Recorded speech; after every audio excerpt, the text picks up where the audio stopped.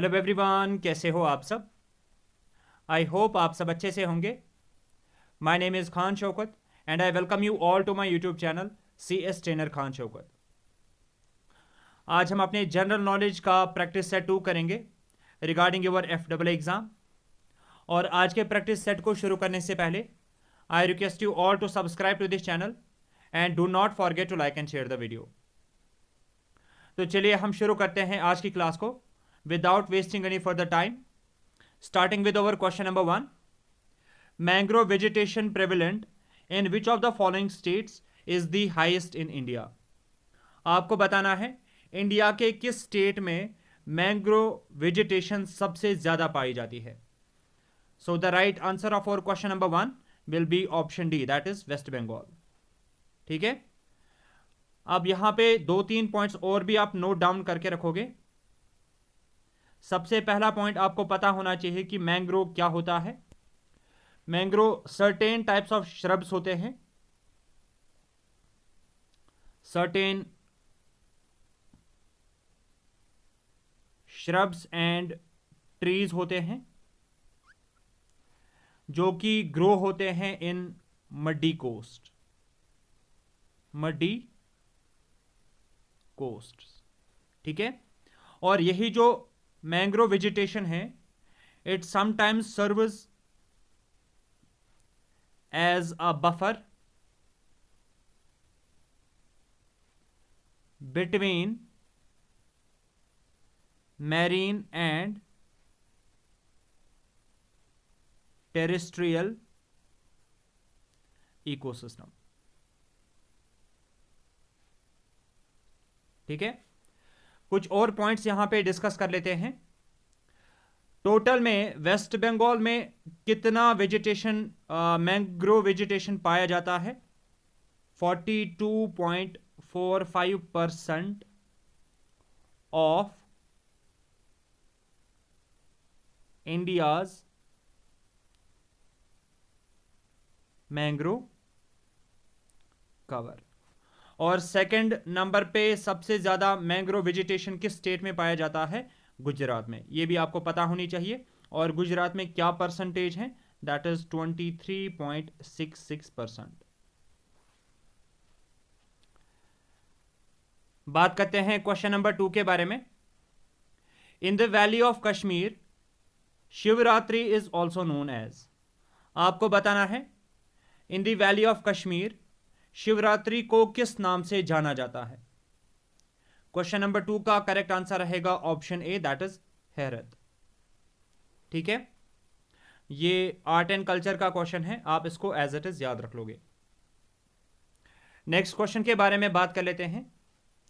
Which river is known as Vitasta in Sanskrit. आपको बताना है संस्कृत में वितेस्ता किस रिवर को बोला जाता है।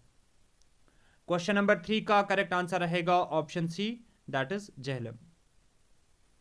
झेलम के बहुत सारे नाम हैं, जैसे एक नाम आपको यहां पे पता चल गई, दैट इज संस्कृत में इसको बोला जाता है वितेस्ता। इसी तरीके से कश्मीरी में झेलम रिवर को बोला जाता है व्यथ। ठीक है, और ग्रीक में झेलम रिवर को बोला जाता है हैंडस्पिस। ये सारे के सारे नाम आपको पता होनी चाहिए। और झेलम रिवर का ओरिजिन कहां पे है? ये ओरिजिनेट कहां से होती है? It originates from Verinag spring. और ये वेरीनाग स्प्रिंग किस डिस्ट्रिक्ट में पाया जाता है? अनंतनाग में। ठीक है, ये भी आपको पता होनी चाहिए। कुछ और पॉइंट्स यहां पे डिस्कस कर लेते हैं। दैट इज, अगर मैं कुछ इंपॉर्टेंट ट्रिब्यूटरीज की बात करूंगा, इंपॉर्टेंट ट्रिब्यूटरीज इसकी आती है जैसे लेदर रिवर, किशन गंगा, ऐसे ही नाला Sindh and so on. Next question के बारे में बात कर लेते हैं। What is the name given to the international airport of Kolkata. आपको बताना है इंटरनेशनल एयरपोर्ट ऑफ कोलकाता का क्या नाम रखा गया है। क्वेश्चन नंबर 4 का जो सही आंसर रहेगा that will be option A, that is Netaji Subhash Chandra Bose. और ये जो सुभाष चंद्र बोस था ये कौन था? He was one of the most eminent freedom fighter of India, ये तो सबको पता ही होगी। और इसके अलावा एस.सी. बोस ने एक बहुत अच्छी बुक लिखी है जिस बुक का नाम है the Indian struggle. This is the book that is being authored by Subhash Chandra Bose. और इस बुक में इसने क्या लिखा है? इसने इसमें सारा का सारा इंडियन फ्रीडम स्ट्रगल कवर किया है from 1920 to 1942।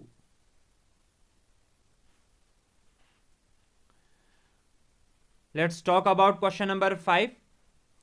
As per census 2011, the highest population density is founded in the state of. आपको बताना है सेंसस 2011 के अकॉर्डिंग हाईएस्ट पॉपुलेशन डेंसिटी किस स्टेट में थी। होपफुली ये सबको पता होगी। क्वेश्चन नंबर 5 का करेक्ट आंसर रहेगा option C, that is Bihar. और बिहार की पॉपुलेशन डेंसिटी क्या थी? 1106 पर्सन पर स्क्वायर किलोमीटर। और लीस्ट पॉपुलेशन डेंसिटी किस स्टेट में थी? लीस्ट पॉपुलेशन डेंसिटी मैं स्टेट वाइज यहां पे बात कर रहा हूं, that was in the state of Arunachal Pradesh. और अरुणाचल प्रदेश की पॉपुलेशन डेंसिटी क्या थी as per census 2011? That was 17 person per square kilometre. अब अगर मैं बात करूंगा यूटी कैटेगरी की, यूटी कैटेगरी में सबसे ज्यादा हाईएस्ट पॉपुलेशन डेंसिटी किस यूटी में पाई गई थी as per census 2011? That was Delhi. और दिल्ली की पॉपुलेशन डेंसिटी क्या थी?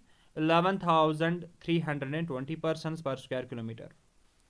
और least population density UT wise सबसे कम किस में थी? That was Andaman and Nicobar island. और अंडमान एंड निकोबार आइलैंड की पॉपुलेशन डेंसिटी क्या थी? That was 46 person per square kilometre. एक और इंपॉर्टेंट पॉइंट यहां पे मैं आपको बताऊंगा, दैट इज सेंसस 2011 का मोटो क्या था? What was the motto of census 2011? इसका मोटो था ओवर सेंसस ओवर फ्यूचर।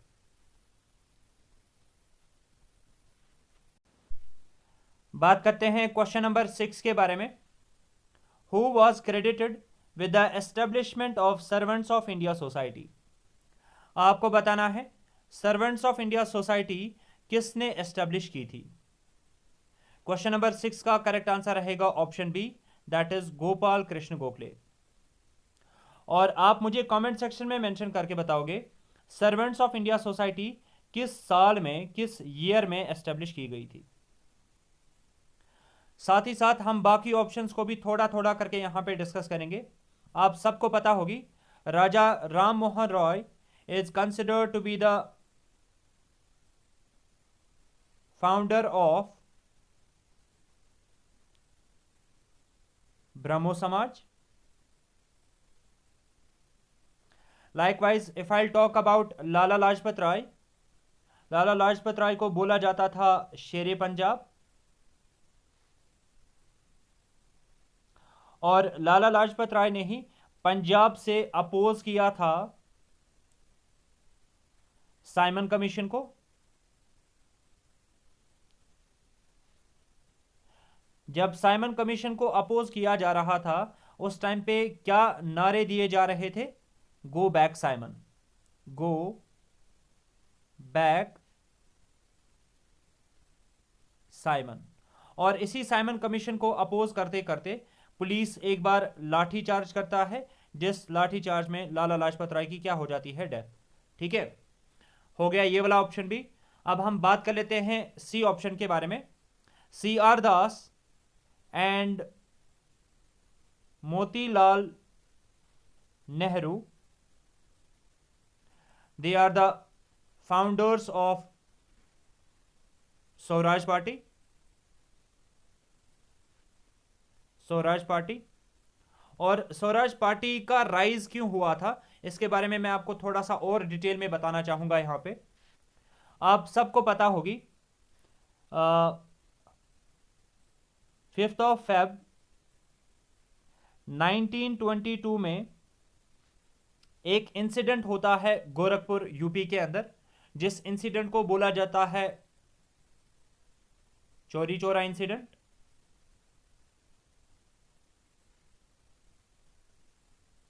ठीक है, ये चौरी चौरा इंसिडेंट क्यों हुआ था? बिकॉज उस टाइम पे कुछ लोग जमा हो गए थे जो कि नॉन कॉरपोरेशन मूवमेंट को डिस्कस कर रहे थे। इनके ऊपर ही पुलिस ने लाठीचार्ज किया। लाठीचार्ज का अपोजिशन करते हुए बहुत सारे कुछ लोगों ने पुलिस स्टेशन ही जलाया था, और उसी इंसिडेंट को क्या बोला जाता है? चौरी चौरा इंसिडेंट। और आप सबको पता होगी चौरी चौरा इंसिडेंट के 2 दिन बाद ही, आफ्टर 2 days, गांधी जी क्या करता है? Gandhi ji non corporation movement को विड्रॉ कर लेता है। विड्रॉ कर लेता है, और इसके विड्रॉ करने के बाद ही गांधी जी को जेल की 6 साल की सजा सुनाई जाती है। ठीक है, और फिर दिसंबर 1922 को गया सेशन होता है। गया सेशन होता है जिसमें कांग्रेस के 2 हिस्से हो जाते हैं। कुछ लोग होते हैं जिनको बोला जाता था प्रो चेंजर्स, और कुछ लोग थे आईएनसी में जिनको बोला जाता था नो चेंजर्स। इनके बीच में थोड़ी बहुत लड़ाई यहां पे हुई। ठीक है, फिर यहां पे क्या करते हैं? प्रो चेंजर्स में particularly C R Das and Motilal Nehru ये एक और यू कैन से ऑर्गेनाइजेशन बनाते हैं जिसको क्या बोला जाता है? स्वराज पार्टी। होपफुली ये सारे के सारे पॉइंट्स आपको अच्छे से समझ में आ गए होंगे और आपने इनको नोट भी किया होगा। और ये जो स्वराज पार्टी है ना, सी आर दास को इस स्वराज पार्टी का क्या बनाया जाता है? प्रेसिडेंट। और मोतीलाल नेहरू जो है वो इस स्वराज पार्टी का क्या बन जाता है? सेक्रेटरी। ठीक है, होपफुली ये सारे के सारे पॉइंट्स आपको अच्छे से समझ में आ गए होंगे। Now let's talk about question number 7। In which battle did Afghan lost Kashmir to Sikh? आपको बताना है अफगानों ने कौन सी जंग हारी थी सिख के साथ जिसकी वजह से कश्मीर अफगान के हाथ से चला गया था। क्वेश्चन नंबर 7 का करेक्ट आंसर रहेगा option C, that is battle of Shopian. और ये बैटल ऑफ शोपियां किस साल में लड़ी गई थी? In the year 1819। ठीक है, और इसी 1819 में फिर कश्मीर बन जाता है पार्ट। कश्मीर पार्ट बन जाता है किसका? लाहौर दरबार का। लाहौर दरबार। और ये जो लाहौर है, लाहौर को ऑलरेडी एक्वायर किया था किसने? रंजीत सिंह ने, फ्रॉम जमन शाह इन 1799। ये सारे इंपॉर्टेंट पॉइंट्स हैं, आप इनको नोट डाउन करके रखोगे। अब लास्ट क्वेश्चन इसी पॉइंट के रिलेटेड आपको अगर मैं बताऊंगा फर्स्ट सिख गवर्नर कौन था कश्मीर का, जल्दी से आप मुझे इसका आंसर बताओगे कमेंट सेक्शन में। First Sikh governor of Kashmir कौन था? नेक्स्ट क्वेश्चन के बारे में बात कर लेते हैं। Who is known as the founder of Kashmiri shawl?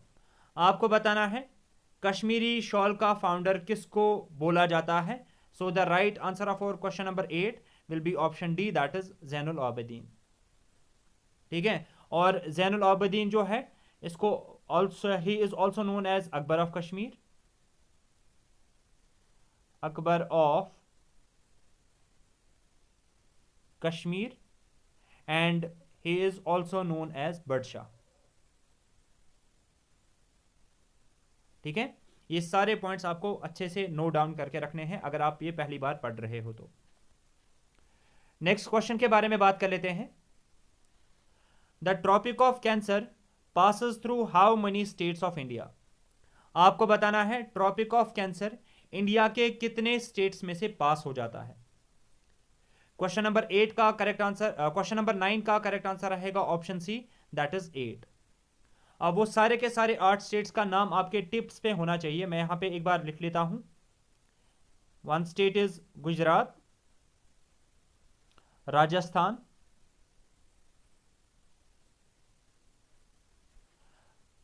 Madhya Pradesh, Chhattisgarh, Jharkhand,